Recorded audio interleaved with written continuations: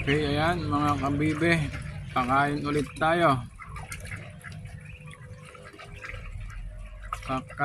Pakain tayo ulit. Ayan.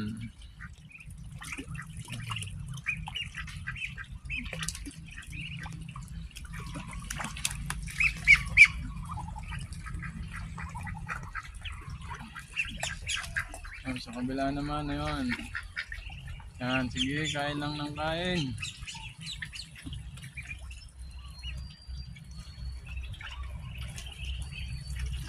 Yan, yung kanila pong kinakain is konting pids, darak, then azola.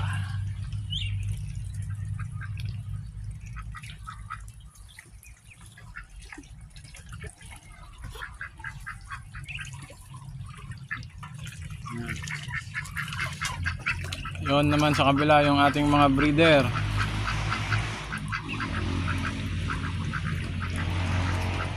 Hindi pa ata sila gutom. Yung iba kumakain, yung iba dito lang tatampisaw muna, may inom. At yung isa naman nating inahin doon na malapit ng mapisa yung kanyang itlog, yun nakabantay lang doon sa kanyang pugad. Ayan na.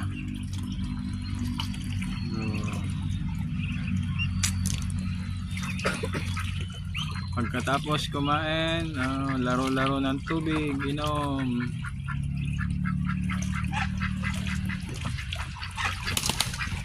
Doon sa kabila naman yung ating breeder na Peking duck, habol ng habol sa ating inahin. Hindi makakain yung ating inahin. Hapon na nga, pinipilit pa kasi. Kain muna para may lakas. Ito ating Peking duck na isa. Ito yung isa. Yun. Lalaki na nila. Sa mga may gusto, PM lang kayo. Pag-usapan natin yung presyo.